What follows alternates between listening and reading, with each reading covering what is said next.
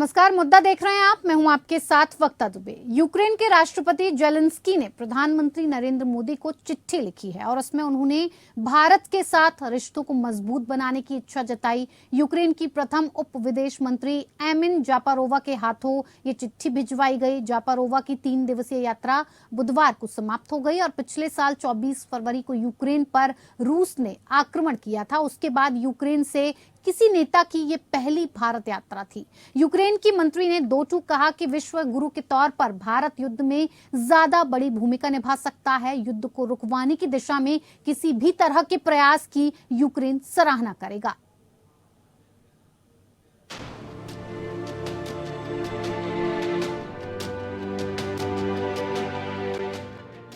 शतरंज का खेल बन चुके रूस यूक्रेन युद्ध में भारत ने अब तक बहुत फूंक फूंक कर कदम बढ़ाए हैं, लेकिन यूक्रेन ने इस बिसात पर भारत को अब सीधे खड़ा कर दिया है। रूस यूक्रेन युद्ध में धर्म संकट में फंसे भारत से यूक्रेन ने एक बार फिर मदद मांगी है। यूक्रेन के राष्ट्रपति वोलोदिमीर जेलेंस्की ने भारत के प्रधानमंत्री नरेंद्र मोदी को चिट्ठी लिखी है।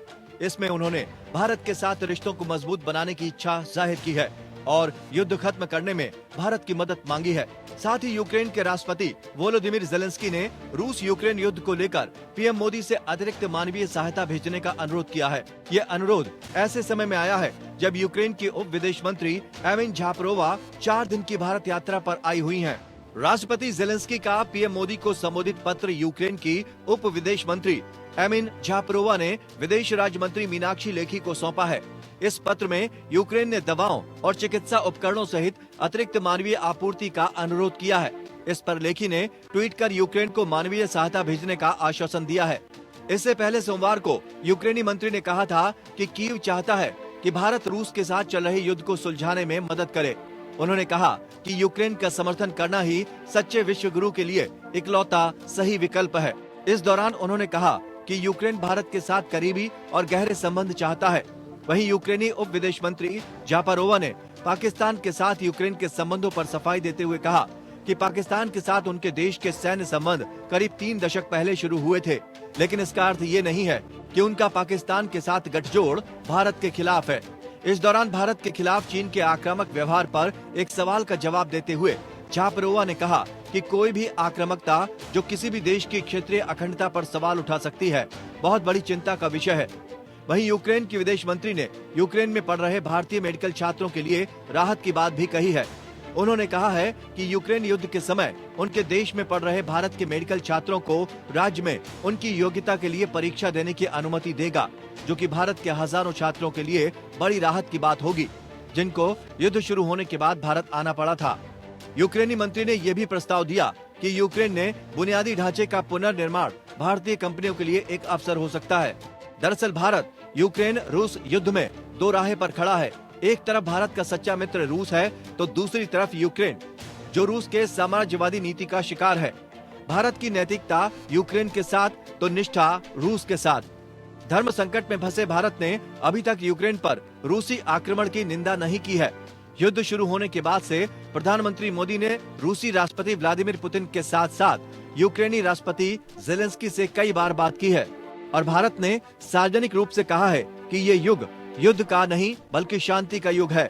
कूटनीति और बातचीत ही संघर्ष को हल करने का एकमात्र तरीका है, लेकिन अब देखना है कि रूस यूक्रेन जंग को समाप्त करने में भारत अपनी क्या भूमिका निभा सकता है।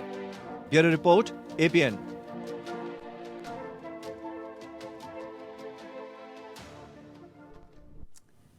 तो रूस और यूक्रेन को लेकर भारत क्या कुछ रास्ता अपनाता है, कैसी मध्यस्थता करता है, इसी को लेकर आज चर्चा करेंगे। और चर्चा के लिए हमारे साथ दोनों खास मेहमान जुड़ चुके हैं, जिनसे मैं आपका परिचय करवा देती हूं।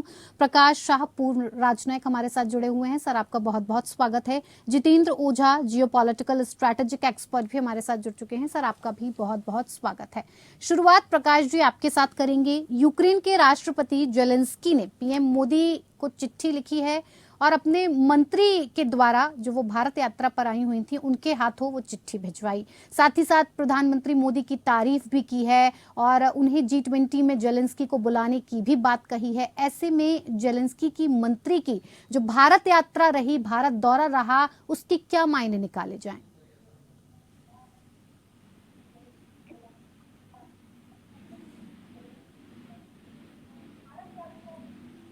प्रकाश जी, आपको आवाज मिल पा रही है? हाँ आ रही है। मैं कहना चाहूंगा कि ये पहली दफा यूक्रेन की, आपको आवाज आ रही है? जी बिल्कुल आ रही है सर, आ रही है। हाँ, पहली दफा यूक्रेन के डेप्यूटी प्राइम मिनिस्टर को भेजा हुआ है और पहली दफा इन्होंने, अखबार में तो आया था कि चीनी लोग इसके ऊपर कोई वॉर को बंद करने की इजाजत लेंगे, लेकिन ऐसा लगता है कि इनको ऐसे लगता है कि भारत उससे ज्यादा बेहतर है, क्योंकि भारत ऑलरेडी G20 के प्रेसिडेंट है और भारत की दुनिया भर में है ऐसी दिशा में जाते हैं कि भारत हमेशा, भारत ने कहा हुआ है, भारत के प्राइम मिनिस्टर ने कहा हुआ है कि ये है जो देश और ये जो ईरा है वो वॉर का ईरा नहीं है, वो पीस का ईरा है। जी तो उनको, हमको जितना भी चिट्ठी में लिखा होगा उन्होंने, ज़ेलेंस्की ने, तो इसके ऊपर हमको जरूर फायदा लेना चाहिए, मौका लेना चाहिए। और प्राइम मिनिस्टर ने SG से 20 प्रेसिडेंट ऑल्सो हमारे उनके साथ यूक्रेन में। जी प्रकाश जी बिल्कुल।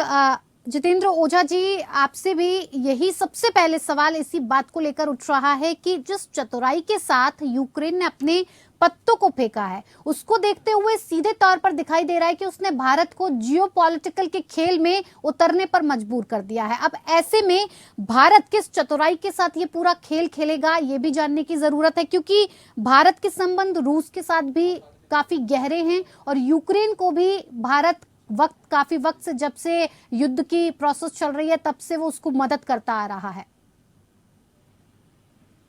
देखिए, आजकल ऐसा रिवाज हो गया है कि सारे लोग जो है जियो पॉलिटिक्स के एक्सपर्ट हो गए हैं। जी, ये चतुराई की बात नहीं है, ये यूक्रेन की मजबूरी है। 3 बातें मैं कहूंगा।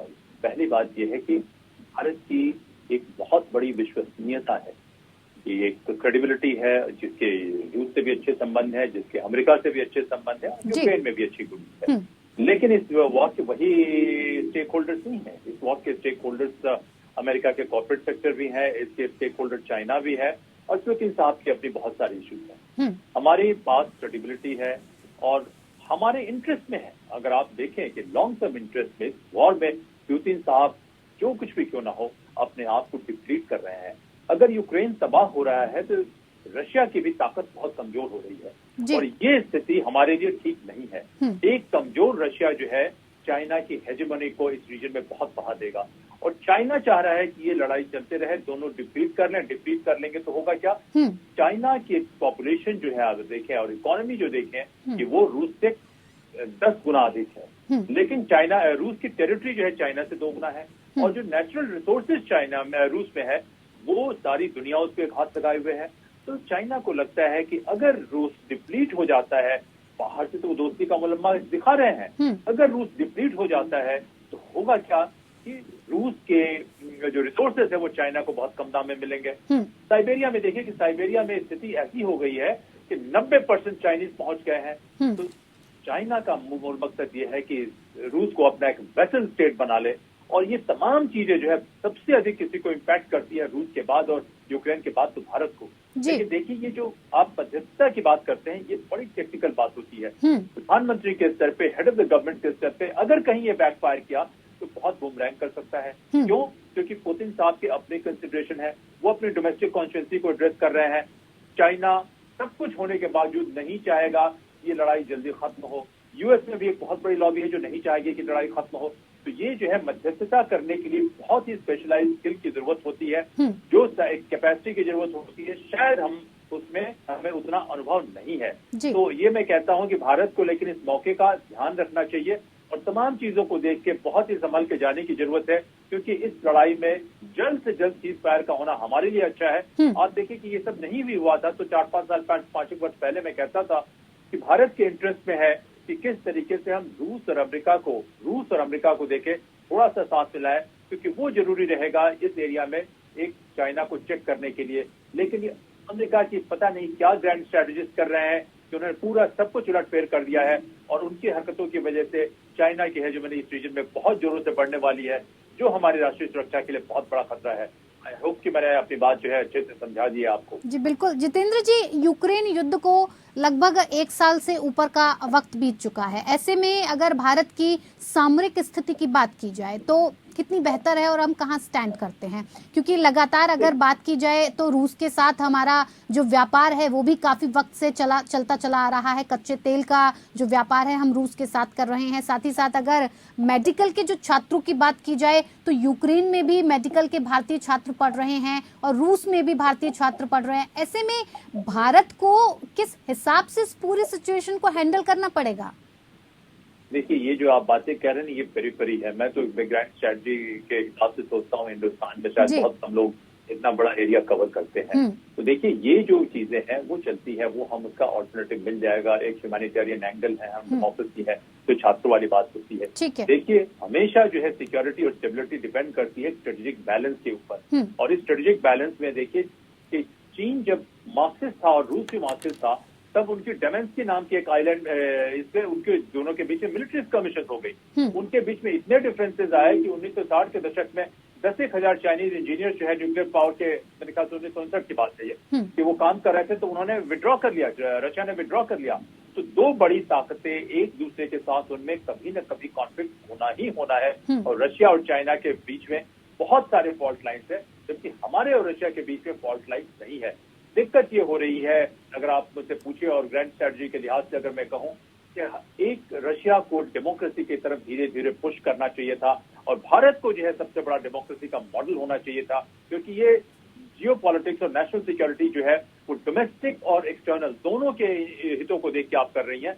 वहां पे कुछ गैप्स आ गए, इन जनरल डेमोक्रेसी में डिक्लाइन आ गया, और इसकी वजह से हुआ क्या कि रशिया जो है एक बड़ा अथॉरिटेरियन पावर बनते गया, और रशिया क्या काम किया कि इनवर्ड लुकिंग होते गया और बहुत ज्यादा ऑपरेटिव होते गया। और उस रीजन में रशिया का ये मानना है कि जितने ये देश है, चाहे वो यूक्रेन हो, चाहे कजाकिस्तान हो, जो सीआईएस कंट्रीज है, कभी उसके पार्ट होते थे, और पुतिन साहब ने कहा कि हम ग्रैंड ये बनाएंगे, और अमेरिका ने, नेटो ने उनको प्रोवोक कर दिया यहाँ पे जाके, उनके सीमाओं पे जाके बेस बना के।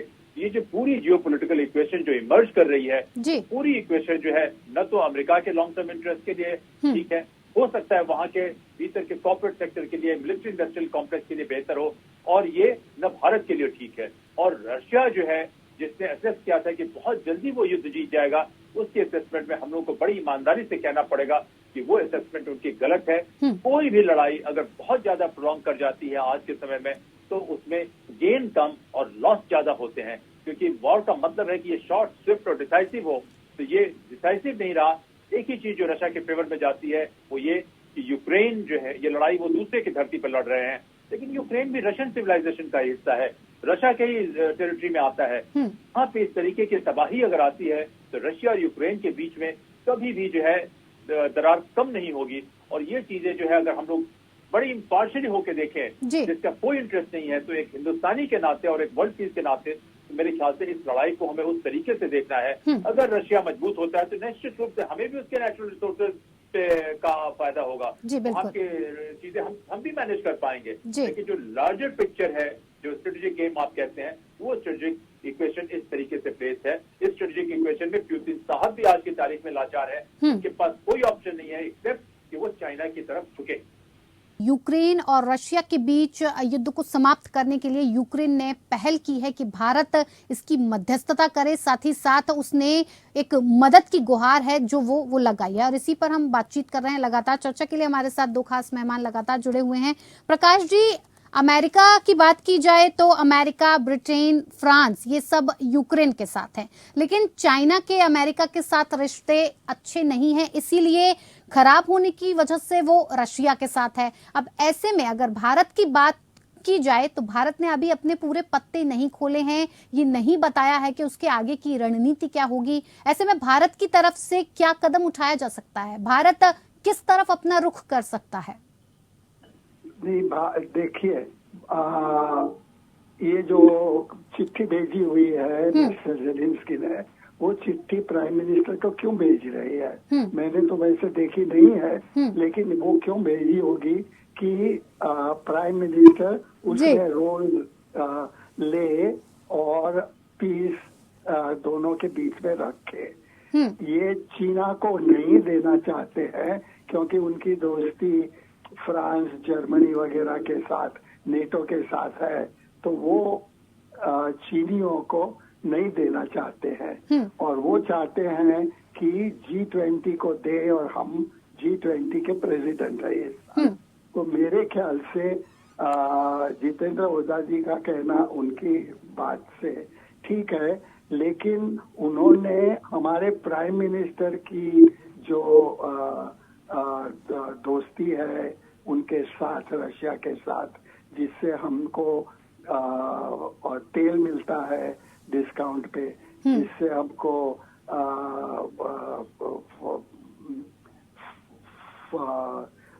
फॉसिल फ्यूल मिलता है, तो ये इसकी बातचीत उन्होंने करी ही नहीं है। तो हमारी इनकी बात ये है कि जो यूरोप के लोग हैं वो मानते हैं कि वो अमेरिका के साथ जाएंगे उसमें, तो उनको ज्यादातर झगड़ा करना पड़ेगा और उनके लोग जो है उनकी 5-6 गुना हो गया है भाव फॉसिल फ्यूल के, और वो बढ़ने वाले हैं। तो इन्होंने ये दोनों चीजें, फॉसिल फ्यूल और खाने की चीजें, दोनों का भाव बढ़ रहा है ऊपर। तो इन्होंने इसकी अभी जरूरत है कि यूक्रेन की वॉर धीरे धीरे कम हो जाए, और उसके समझने के लिए चीनी को दे या हिंदुस्तान को दे, उसमें हिंदुस्तान जो अभी प्रेसिडेंट ऑफ G20 है उनको देने के लिए वो तैयार हो गए हैं। जी बिल्कुल प्रकाश जी। जितेंद्र जी, जिस हिसाब से लगातार हम देख रहे हैं, चिट्ठी की अगर बात की जाए तो लगातार चिट्ठी में कई ऐसी बातें की गई हैं जिन पर नजर टिक जाती है, लेकिन इसमें जो सबसे अहम बात नजर आ रही है वो G20 को लेकर नजर आ रही है कि G20 समिट जो भारत की अध्यक्षता भारत कर रहा है, उसको लेकर जो जेलेंस्की की मंत्री थी उन्होंने साफ तौर पर कहा कि इसमें आना चाहते हैं जेलेंस्की और इसमें बोलना चाहते हैं, इसमें भाग लेना चाहते हैं। ऐसे में क्या ये माना जाए कि G20 की अध्यक्षता भारत के पास है? ऐसे में रूस और पश्चिमी देशों की पूरी तरह से बात की जाए तो वो भारत की तरफ होना चाहते हैं। ऐसे में भारत की भूमिका क्या रह सकती है?